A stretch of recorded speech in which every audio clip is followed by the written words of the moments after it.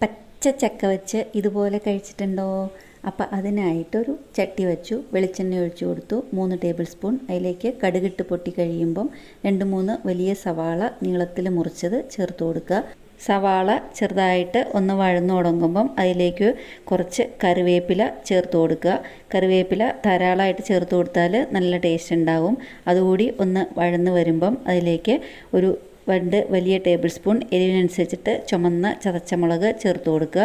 അതും കൂടിയും ചേർത്ത് കൊടുത്തിട്ട് മുളകിൻ്റെയും പച്ചമണം പോയി കഴിയുമ്പം നമ്മൾ നീളത്തിൽ മുറിച്ച് വെച്ചിരിക്കുന്ന വൃത്തിയാക്കി വെച്ചിരിക്കുന്ന ചക്ക ചേർത്ത് കൊടുക്കുക. ആവശ്യത്തിനുള്ള ഉപ്പ് ചേർത്ത് കൊടുക്കുക. നല്ലപോലെ മിക്സ് ചെയ്തിട്ട് അത് എല്ലായിടവും ഉപ്പെല്ലാം എരിവുമെല്ലാം എല്ലായിടവും ആകുന്നവരേക്കും നല്ലപോലെ ഒന്ന് മിക്സ് ചെയ്ത് കൊടുത്തിട്ട് അടച്ച് വെച്ചിട്ട് വേവിച്ചെടുക്കുക. ഇപ്പോൾ നല്ല ടേസ്റ്റുള്ള മെഴുക്ക് പുരട്ടി റെഡി ആയിട്ടുണ്ട്. ചായക്കെല്ലാം സൂപ്പറാണ്. വീഡിയോ ഇഷ്ടമായാൽ ഒന്ന് സബ്സ്ക്രൈബ് ചെയ്ത് സപ്പോർട്ട് ചെയ്യണേ.